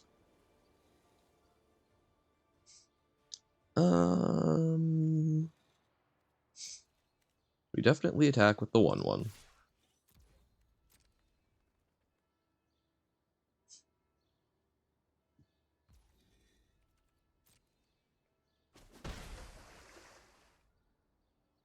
So we could run out Eliasil Core, or we could Rites of Oblivion away the Walking Skyscraper, which might not be the worst. But we can also, like, take the hit, so developing our board is probably also not bad. We'll run out Eliasil Core. Counterspell? I think we are to the point where if we had the mana, if we had an extra black, we would be Nightmares thirsting the Emoti as, like, an afterthought, but don't know.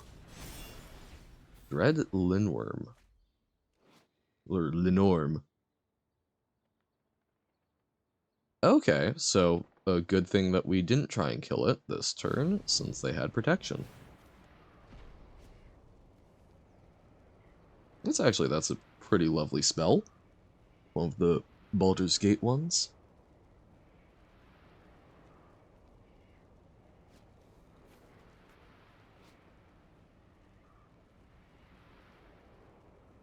Serpent's cruelty, a dragon's appetite.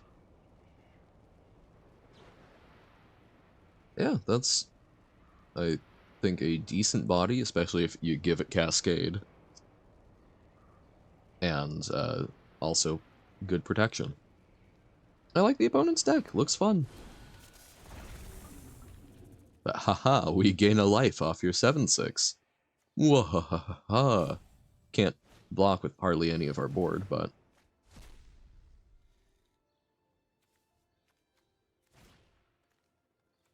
so getting back the Stomp Howler, or just the Indrik to, I assume, run back the same plan.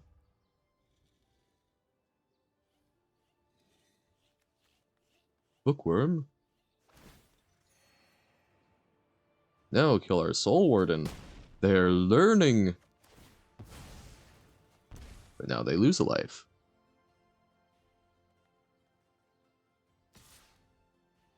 No blocks. We will take 10.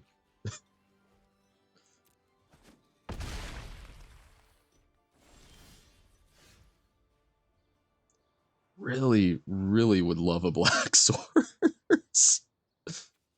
1/1 in the air incoming. I think we actually just run out the Carrier Thrall because it's more things that die. And hopefully drain them.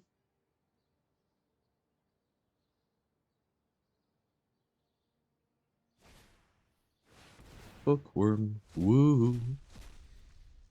They went that way. This way? Oh. Oh, that would actually... that would be fun.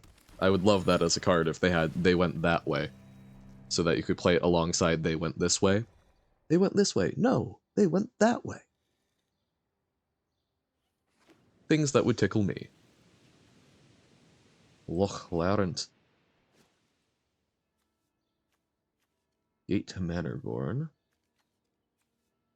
Island. As you sail past the imposing sea tower of Balduran, you realize that breaking your friend out of that prison will be much harder than you thought.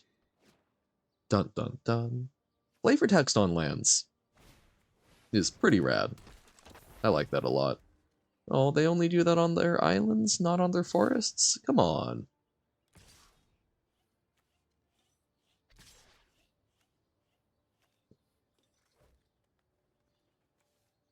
We could trade for the affectionate Indrik, but I think we're on the chump. Oh, it's 3 or less? So yeah, none of my stuff can block it. Double chump, which means a trade. They'll kill something. Yes, no, maybe so. We're taking 17, which hurts. We're probably not winning this one, folks.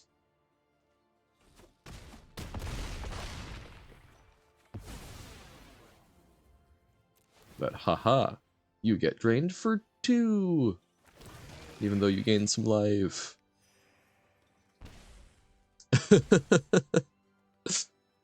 I don't think it's going to be very long now. I think our death is quite imminent. Aha, reprieve. Now we've got him.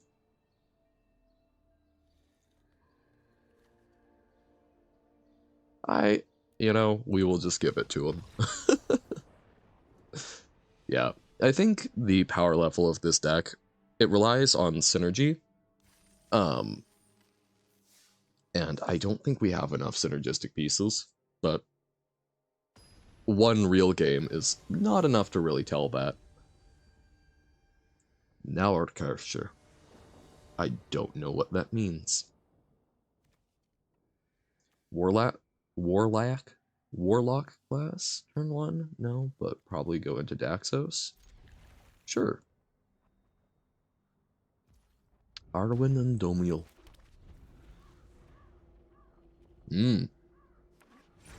Seems like there's some good value to be had. I think they're just going to be playing Arwen turn 2, I have to assume, so won't run out the bat yet.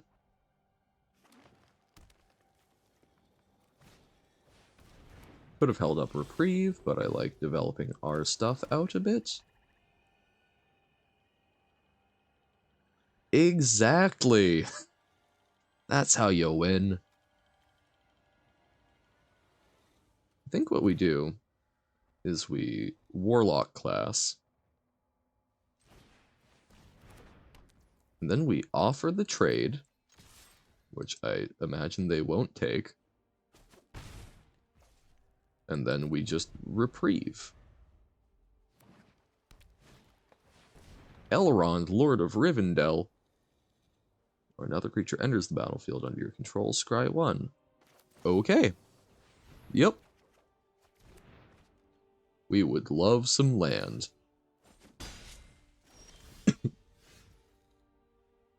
We will. I think we Deep Cavern Bat. So we could get rid of Elrond. They've got Affectionate Indrik. Stasis Field. Interesting. You know what we want them to do? We want them to Stasis Field Deep Cavern Bat. Because then it loses the ability that we're... Oh, wait, no. Or did they changed that, I think? I don't know. I'll need to look at that. I'm not quite sure how that interaction would work out. But we'll take Elrond. Alcid. And we shall attack. Because the way this is worded, when it enters the battlefield, you may exile a non-land card from it until Deep Cavern Bat leaves the battlefield. So I think that's all one ability, so that even if it loses that ability, it's a delayed trigger, I think is how that works out.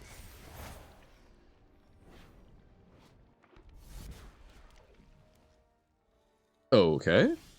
We'll see what it can do.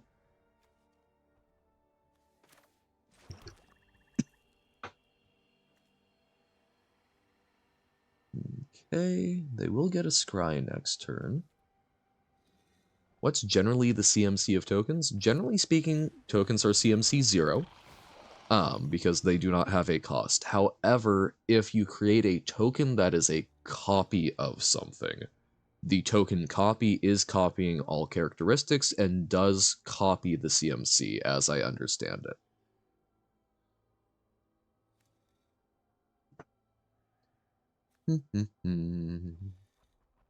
Creature or enchantment. Look at the top 3 cards, put one into your hand, and rest into the graveyard. I think we just attack with the bats. And then Citizen's Crowbar. Gaining all the life. Tokens are something I need to look at. So I've only done some stuff looking into like rules advisorship certifications. I have not gone to like level 2, level 3 judge knowledge stuff, but I would love to just like poke around at that, even if I'm not aiming for that anytime soon. But Yeah, tokens got kind of interesting because I believe in March of the Machine, it got updated to make incubate tokens work, because previously you couldn't flip them over. So a lot of my, like, old knowledge was in this awkward position where I had Blast Zone on the battlefield. Could that card possibly destroy tokens? Blast Zone destroys CMC equal to the number of counters on it, and it enters with a counter, right? So I believe that would not destroy tokens unless they were copied tokens, would be, I believe, how that works.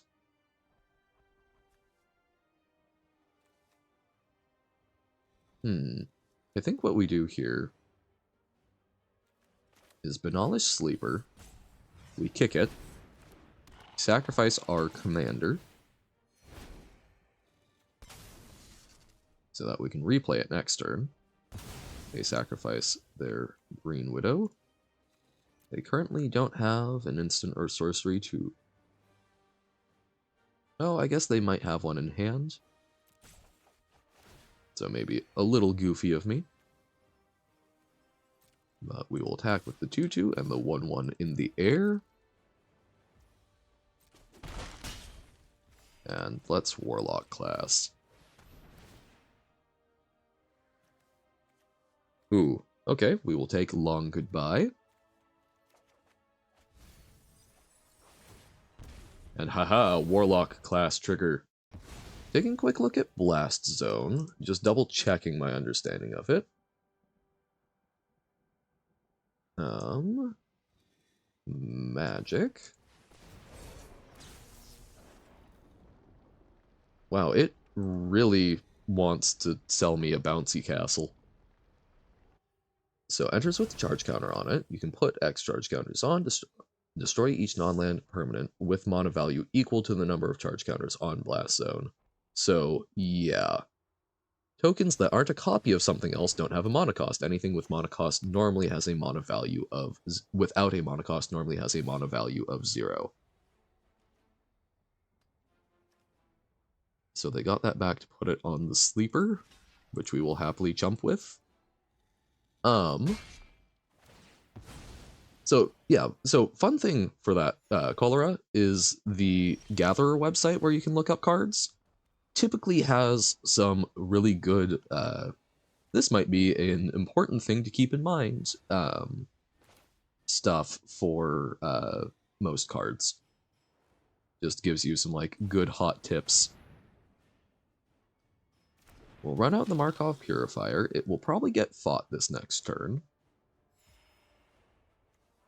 But that might be okay. And I think we do actually draw a card with it,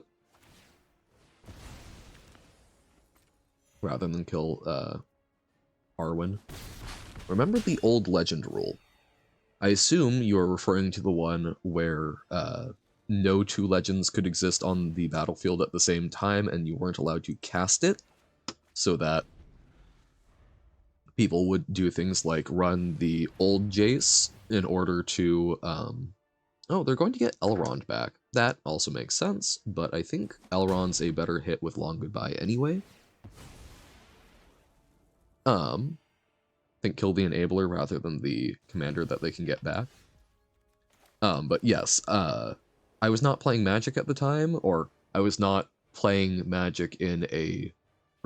not even professional, in a regulated context at the time. You could cast it, it would just make both... Really? I know there was an old time with Lin Civi where it was a problem, like really old legend rule. I'm fairly certain, because it was something where people running the Rebel deck, whoever cast the first Lin Civi just won, because the other person could not cast their Lin Civi. But then it got the phase where, yeah, both of them would die, and then you got the modern one, I believe is the way that worked. Okay, so this isn't like end of turn. Yeah, we will be Long Goodbying on their turn, so I think no attacks.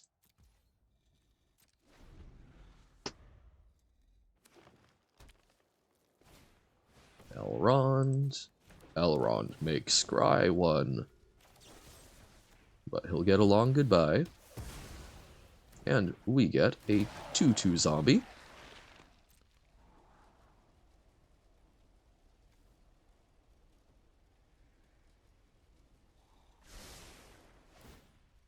I am sad that Decayed can't block, but I get it.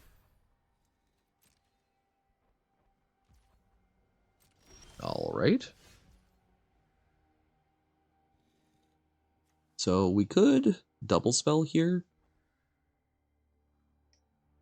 Go wide. I think that's actually also pretty good. And then we get down Elias Ilkor next turn. And draw a card, probably. Shapeling Legend card of sorts that everyone used to run back then. Now it's very much fallen from prominence. So one that was good for hitting a lot of different legends, or just it was a changeling legend.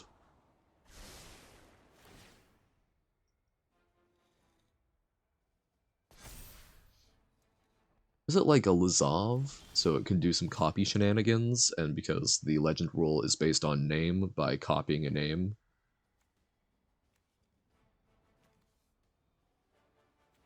We'll do Elias Ilkor.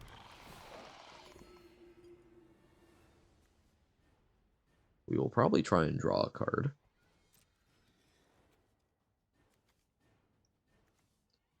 And I think we will start chipping in. They actually no. So this will die anyway, but this makes some flyers, so they probably actually, if they know what's good for them, will let it through.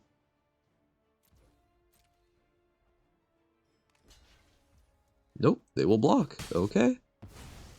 So we make 3 tokens.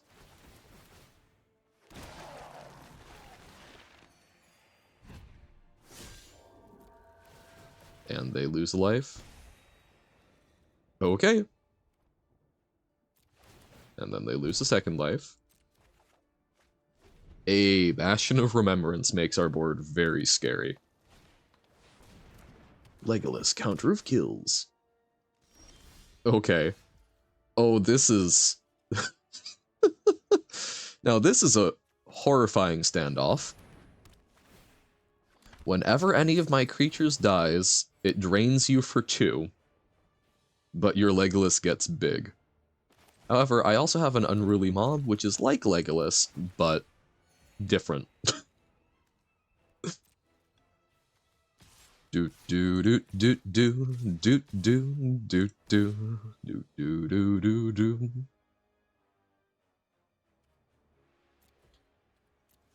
So, this is gonna hurt him. One way or another. Oh my, I didn't even... We're at 54. Decent life total. Yes, yes, kill my creatures. Kill them. They kill 4 things. So they will go down to 1. And we still have plenty of chump blockers. Oh. Oh, nope, there we go. I didn't realize that they didn't block our decayed tokens, so they are simply dead, and don't know it yet. Hooah! Alright. So there, we got the big enough board combined with all of our enablers. Love that.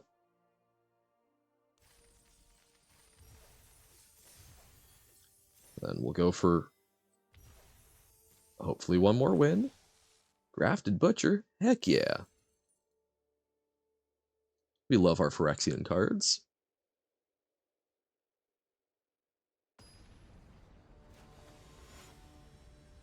Lukavs. Or Lukavizi. Yeah. Oh, free mulligan. I think we do mulligan that hand. This is a decent one. But yeah, I think the legend rule is a very interesting piece of history and a great like microcosm of looking at Magic design. Because as I understand it, the original legend rule was, I mean, the point of legendaries was basically to have only one in your deck at first. But over time they realized, well, that's flavorfully fun, not necessarily great for them as game pieces and so on. And watching how they've tried to deal with that over the course of time, so that, I mean, nowadays, you don't often, at least I think, I don't often really consider that, I don't frequently consider when things are legendary or not, because it doesn't come up a huge amount of the time for me. Whenever one or more creatures you control die, draft a card from Xander's Lake's spellbook. This ability trigger. Love spell books. No sarcasm whatsoever. And it's not showing. Oh, okay, gotta right click on that card. So that's just kind of a ridiculous amount of value. Cool, fun, great.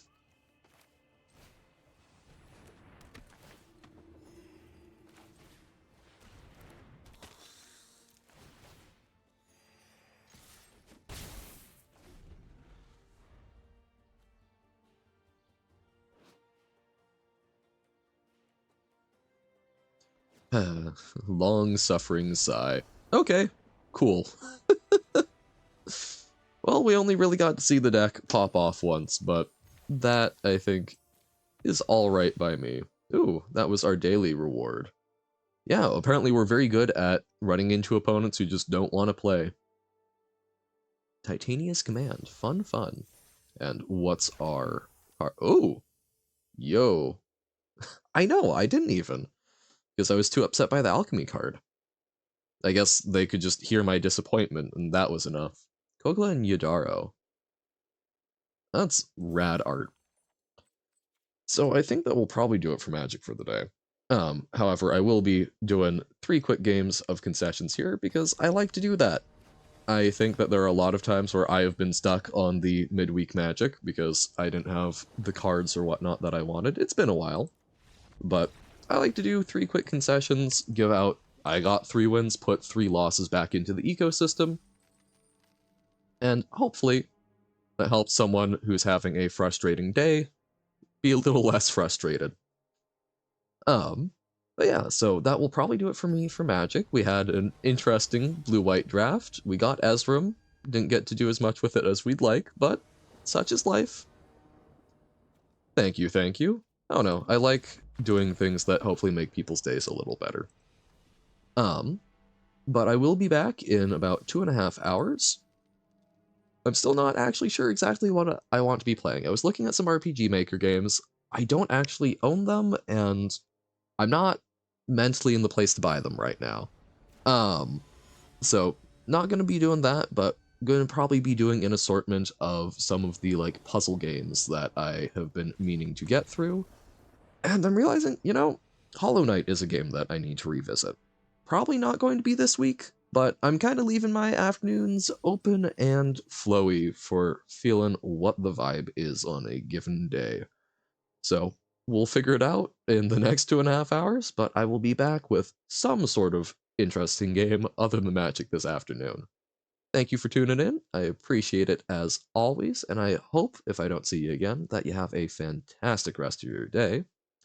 With that in mind, bye!